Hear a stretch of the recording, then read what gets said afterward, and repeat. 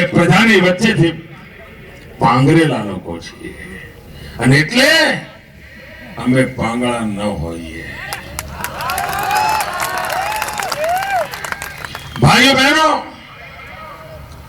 પ્રધાનમંત્રી week prime minister અમે કહીએ છીએ તેનું કારણ છે મિત્રો. મનમોહનસિંહજીને હું પૂછવા માંગુ છું, ગુજરાતની સરકારે ગુજકોકનો કાયદો પાસ કર્યો. આતંકવાદ વિરુદ્ધ લડવાની અમારો મક્કમ નિર્ધાર છે. એના માટે મેં કાયદો બનાવ્યો.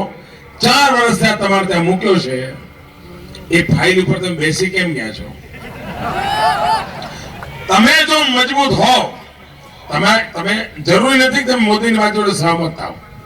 લોકશાહીમાં તમને અધિકાર છે, પણ તમારામાં એટલી તો હિંમત જોઈએ ને કે તમે એની પર ના લખીને ફાઇલ પાછી મોકલો. એ હિંમત નથી. હા કહેવાની તો ચલો તમારે પૂછવા જવું પડે, ના કહેવાની હિંમત નથી ભાઈઓ. અને જો તમારામાં એટલું તેવડ ના હોય અને અમે તમને કહેતા હોઈએ કે તમે પ્રધાનમંત્રી પદનું, પ્રધાનમંત્રી કાર્યાલયની ગરિમાને નુકસાન કર્યું છે. મિત્રો, હું 10 વખત મળ્યો એમને ગુજકોકના કાયદા માટે. જ્યારે મળું ત્યારે आइए आइए मोदी जी आइए, कैसे है गुजरात, कैसे चल रहा है? नहीं आप गुजरात बहुत अच्छा कर रहा है, मैं बहुत खुश हूँ. પછી હું કહું સાહેબ બધું બરાબર છે, પણ અમે પાકિસ્તાનના પડોશમાં બેઠા છીએ અને અમારે આમની દવા કરવાની છે. तो પેલો અમારો કાયદો, अच्छा अच्छा मोदी जी अभी तक वो कायदा की फाइल पड़ी है. साहब आ 10મી वक्त आया हूँ. दरेक वक्त मन के नहीं मैंने तो बोल दिया है. अबे एमने बोल दिया है तो हुआ क्यों नहीं भाई? एनो अर्थ के ये के नेता देवी को बीजू मानस है वचमा. मैं तो आज कारण समय पर सवाल उठावीए छे. भाइयों बहनों, मैं एक पण चूंटणीमां सोनियाबेन आटला राता पीड़ा थयेला जोया नथी.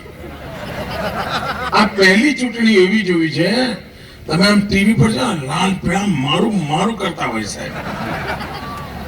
અમે મળીએ તો બચકું પર લે. આમ એવા લાઈ એવા થઈ ગયા છે. અને આખી એસઆરપી માં પડી ગઈ છે. એસઆરપી એટલે સોનિયા, રાહુલ, પ્રિયંકા. આખી અસર ગરમી સાહેબ. શેના માટે? મને થયું કે સાહેબ આટલો ગુસ્સો ના કરે. બેન પોલિટિકલ નિવેદન કરે, ભાજપ માટે કઈ કરે, આટલું બધું મોદી અડવાણી મોદી અડવાણી મોદી અડવાણી જે મંડ્યા છે મારા. મેં તપાસ કરી દિલ્હીમાં, આમ કેમ છે?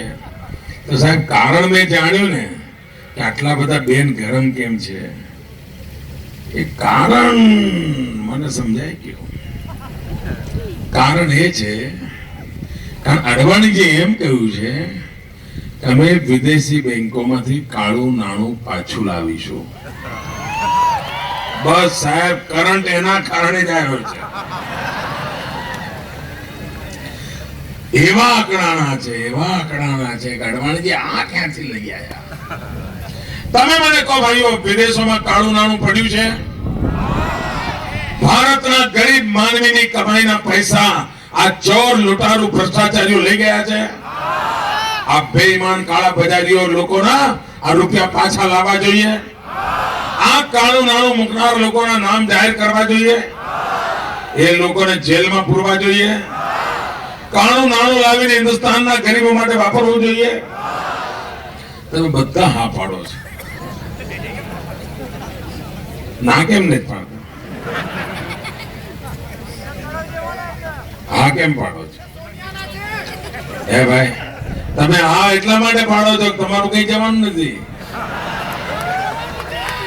તમારી કાણી પાઈ જવાની નથી, હા પાડો છો. તમારા કુટુંબમાંથી કોઈને જેલ નહીં જવું પડે, હા પાડો છો. તો ના કોણ પાડે? જેનું જવાનું હોય ના પાડે ભાઈ. અને એના કારણે આખી કોંગ્રેસ એવી મગજ ફટક્યું છે કોંગ્રેસ નું. અમે સાહેબ ક્યાંક રસ્તે મરી ગયા તો મારો વારો છે નાખશે.